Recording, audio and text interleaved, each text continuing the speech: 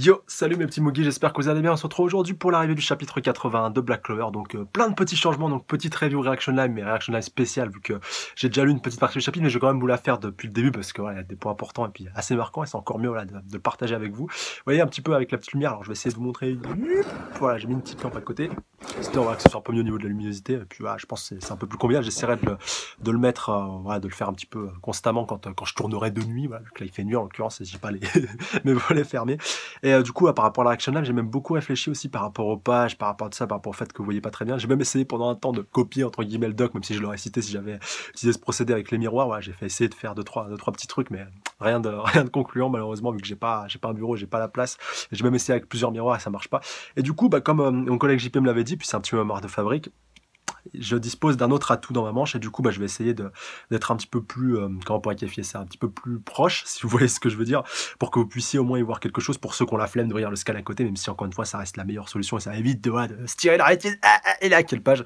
Et je vais essayer aussi, même si je le faisais un petit peu avant et que pendant un moment j'ai un petit peu arrêté et oublié aussi, de vous citer la page où on en est pour que vous puissiez à peu près vous y retrouver. J'essaierai de faire préparer pour les épisodes, même si ce sera, voilà, ça sera un petit peu plus compliqué. Voilà, on est parti donc du coup avec ce chapitre 80. Alors, retour directement à la guilde des taureaux noirs. Attention, on va essayer de se mettre dans un axe assez avantageux. Voilà, pas trop que je bouge. Alors, donc, page 81 pense comme... alors, parce qu'il est comme ça, pardon, quoi, qui désigne bien entendu Asta. Donc, bonjour, déclare Asta qui rentre à la guilde, enfin à la guilde au quartier général, enfin, moi, vous m'avez bien compris. Donc, bon, petite page de pub, ça vous en foutez. Alors, retour sur Asta. C'est plutôt bruyant ici d'habitude, où ils sont passés. Donc, il y a Ami qui est en train de lire son journal. Donc, ah tiens, point important, enfin, même je sais pas si on l'avait déjà vu par le passé des journaux, sûrement, hein, dans les chapitres précédents, j'avais pas tilté.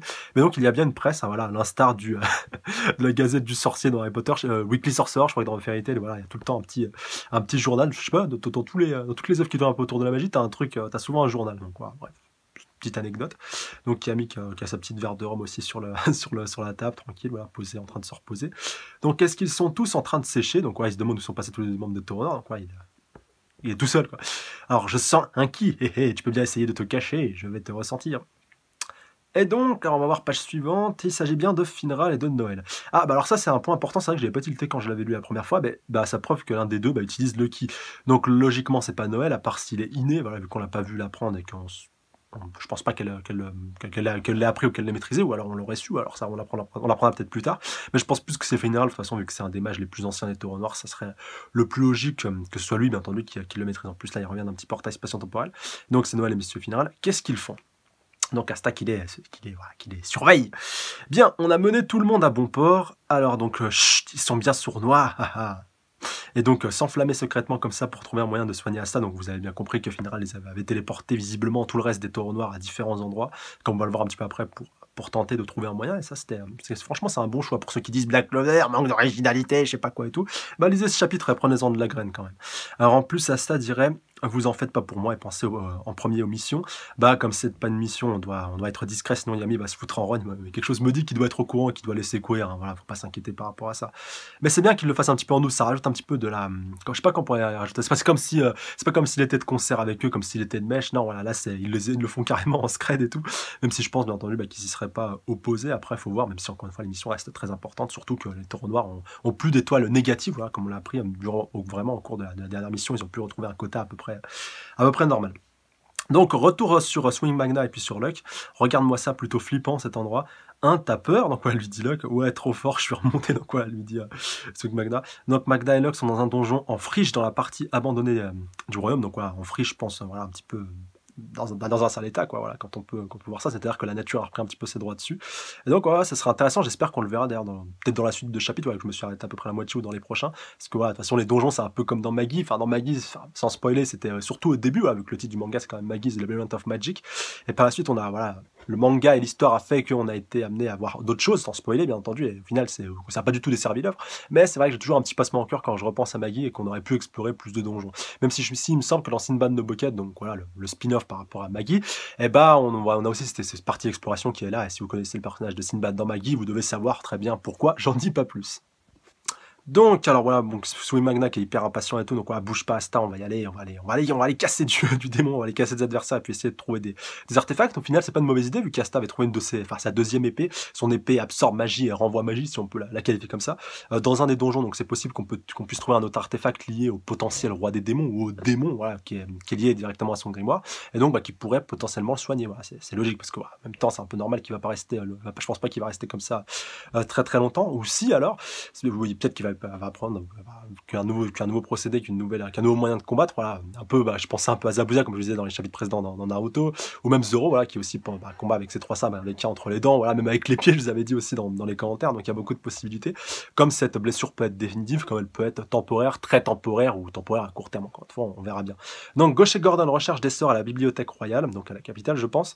Moi aussi, je vais devenir ami avec Asta, donc on voit Gordon, ouais, c'est vrai que c'est assez surprenant, on l'a pas encore trop vu, mais on savait qu'il avait envie de devenir ami avec Asta, mais il n'a pas eu encore l'occasion de se manifester pour lui ou d'avoir un petit arc ou mini-arc ou gros arc qui lui a été dédié pour que Asta voilà, devienne vraiment pote avec lui. Et du coup, lui, c'est le seul taureau noir qui n'est pas encore devenu ami avec Asta. Et du coup, c'est bien quand même que même s'il n'est pas pote, il décide voilà, de s'y mettre, puis de s'investir, puis de travailler pour pouvoir, voilà, si en plus il peut l'aider. Si justement, ça serait intéressant que ce soit Gordon qui trouve la solution, vu que c'était comme ça, c'est le seul ami, le seul taureau noir entre guillemets que Asta n'a pas aidé, c'est lui qui va venir aider Asta. Et ça, franchement, ça serait intéressant. Ce serait bien que la solution vienne de lui. Donc voilà, Gauche qui est toujours en train d'un petit peu de rouspéter, tout le temps en train de rochonner, donc arrête de marmonner et cherche. Donc voilà, lui dit à ce dernier. Ah, il a pas mentionné Marie pour une fois, ça va. Ouh, ça va neiger. Je crois que c'est le premier chapitre, on voit Gauche où il mentionne pas le nom de sa petite sœur. Donc retour sur Charmy qui elle est partie en exploration, visiblement un petit peu dans la nature. Donc sois patient, Asta, on va te guérir, se remplir le ventre et te ramener un super truc à manger. Donc elle est partie avec Grey, donc vu qu'on a les deux, d'ailleurs l'auteur a bien précisé qu'il y avait Grey, qui n'assume toujours pas sa partie féminine et puis même son visage, alors qu'elle était pas moche. Hein. Donc Charmy et Grey sont partis à la recherche d'aliments inconnus qui pourraient être efficaces contre les sorts. Ah, point important par rapport à la trad, je sais pas si vous avez remarqué. Alors peut-être que voilà, ça a changé de la VA à la VF. On a Grey, donc voilà, avec l'étiquette qui mentionne que c'est bien cette Charmy-là qui est Grey avec un A, et dans le texte, c'est traduit avec un E. Voilà, c'est un peu comme le Grey de Fairy Tail, tu sais jamais comment il s'écrit, même si je crois que les deux orthographes sont possibles. Donc, retour sur Noël ce coup-ci, donc et puis sur Finral, donc Noël qui est un petit peu surprise de tout ce que lui a raconté Finral. Et donc, qui aurait cru que le groupe le plus mauvais et le plus déjanté se démènerait autant pour un débutant, c'est sûr. Donc voilà, en l'occurrence, je pense qu'il mentionne tous les taureaux d'or. Donc Noël lui dit c'est vrai, sans parler du fait que c'est un paysan bête et vulgaire et sans magie. Et donc on voit Asta. Ah non, pardon, je crois que c'était Asta qui était en train d'observer justement tout ça. Donc il est un petit peu surpris. Donc là on le voit, le bas de son visage. Donc pas besoin de te donner du mal, t'es juste qu'un sale petit rat qui n'a rien à faire ici, le pauvre. Ah, vous vous rappelez de toute façon comment lui parlait à Seke à l'époque. Donc ce n'est qu'un paysan à quoi il songe. Donc on avait vu d'autres personnes, je me rappelle plus où on les avait vus ces deux-là, encore une fois les puristes me corrigeront. Et donc on voit Refshi, donc le tout premier adversaire qu'il avait affronté, donc avec cette tête vraiment horrible. Tu ne pourrais absolument rien accomplir dans ce monde. Donc dans ce monde, ils ont carrément oublié le M. Bon, c'est pas très grave encore une fois. Alors donc Finral enchaîne en disant même s'il n'a pas un brin de magie, il refuse de renoncer, même s'il n'a aucune magie. Donc dit Noël en souriant. Il est le premier sur la ligne de front et combat plus ardemment que n'importe qui. Et donc voilà, avec plein de flashbacks un peu, encore une fois un petit peu à la Naruto, ça ce coup-ci, il faut bien le souligner, avec cette surenchère de grandes images héroïques à l'image d'Asta, en tout cas c'est bien trouvé, parce qu'il est comme ça, donc avec tous ces arguments et tous ces événements qui prouvent qui confirment un petit peu plus leur position et leur conviction par rapport à Asta. Alors, c'est parce qu'il est comme ça qu'il nous a communiqué l'énergie pour combattre, qu'il nous l'a donné surtout. C'est maintenant notre tour de l'aider à se battre. Et donc Asta qu'entend tout ça encore une fois, mais qui se manifeste pas. Donc il repart tranquillement, pépère. Donc voilà, Yami continue à plancher sur son journal. Et c'est là que je me suis arrêté. Du coup, j'avais envie vraiment de découvrir avec vous la réaction d'Asta. Donc on voit qu'il ressort du quartier général. Et du coup, il en pleure, oui.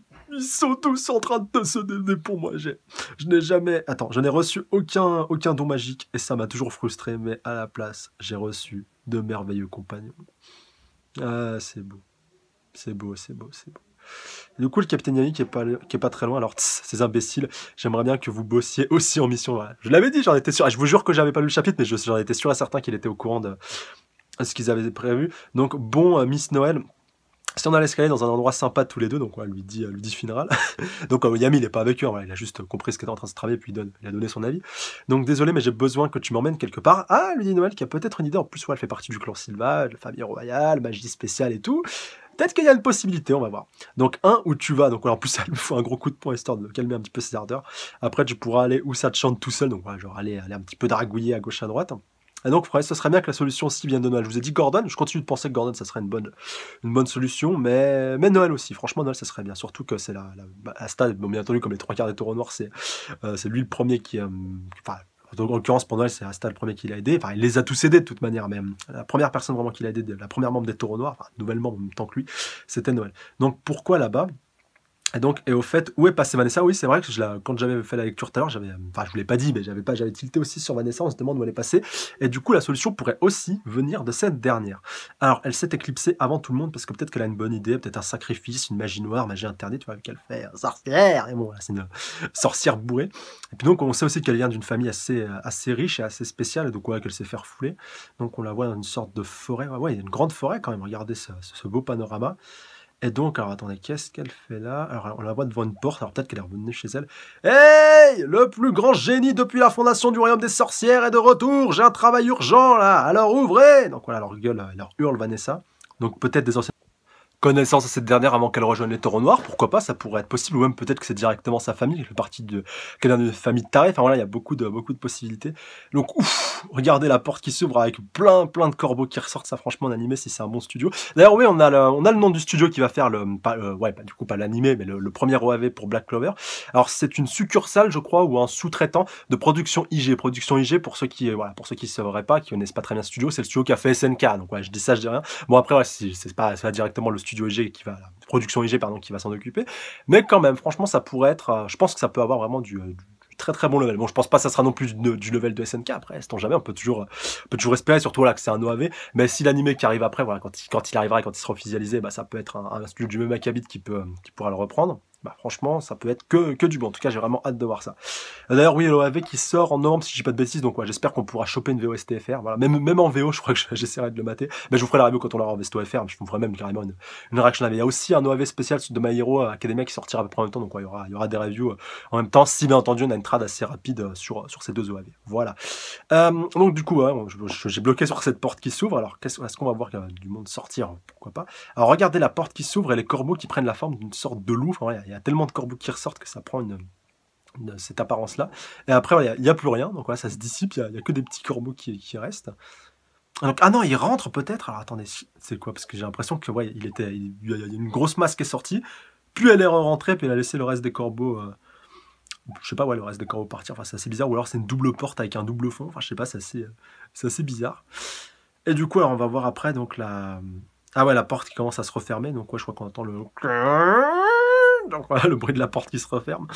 Du coup, je pense qu'elle a juste absorbé Vanessa ou qu'elle l'a happé, donc avec tous ses corbeaux, et puis du coup, refermé encore. Un petit peu en mode courant d'air. Et du coup, on en saura pas plus. Et franchement, merci l'auteur d'avoir pris soin de pas spoiler ou de pas en dévoiler plus, même si on voit qu'il y a plusieurs braids qui peuvent venir. Donc voilà, 3 possibilités. Gordon pour se faire copain avec Asta. Noël qui a déjà une idée qui pourrait être intéressant. Après, il peut y avoir plusieurs idées qui peuvent amener à un bon résultat. Donc voilà, Vanessa, en l'occurrence, bien entendu, bah même tous. Voilà, je pense après il y a même le donjon voilà, auquel j'ai pas pensé. Donc je pense qu'ils vont tous apporter un petit peu leur pierre à l'édifice. Mais le plus intéressant, je pense, ce sera Vanessa, voilà, qui est quand même celui sur lequel on s'est le plus consacré, qu'on a au point vraiment qu'on l'ait vu uniquement à la fin. Et du coup, bah, c'est, je pense, elle qui va apporter le petit détail qui va faire la différence pour permettre, encore une fois, le bon rétablissement d'Asta. Et là aussi, toute la question de savoir sous quelle forme. Est-ce que ça va être une guérison totale, voilà, vraiment totale, que Asta va récupérer l'usage de ses bras?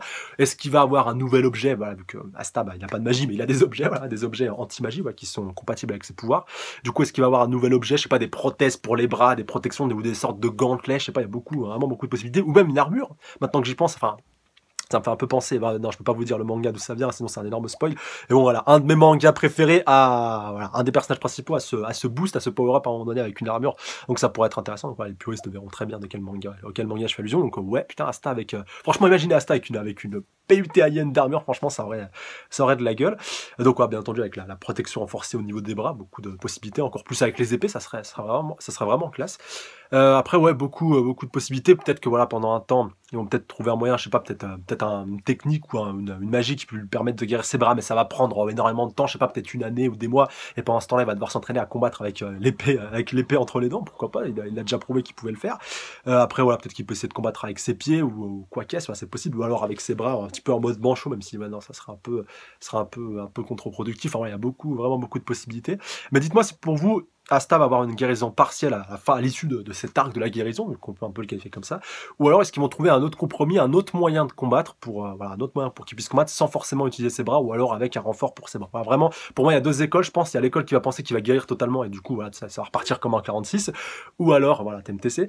Et l'autre école qui pense qu'il va peut-être trouver un compromis en attendant une guérison, ou alors il guérira pas et du coup se rabattra définitivement sur ce compromis-là. Donc vraiment beaucoup de possibilités et j'attends vraiment votre avis par rapport à tout ça dans les commentaires. Pour ma part, j'aimerais bien pencher dans un premier temps sur un compromis, voilà, quelque chose, par exemple l'armure, vraiment l'idée de l'armure me plaît vraiment bien, ou un autre artefact voilà, qui lui permettra de guérir, c'est vraiment là-dessus je pense, voilà, un nouvel objet lié à son grimoire, ça aussi c'est ce qui paraît le plus plausible, et après quel objet, sous quelle forme, donc voilà, à part cette armure, à part des protections, des gants pour les bras.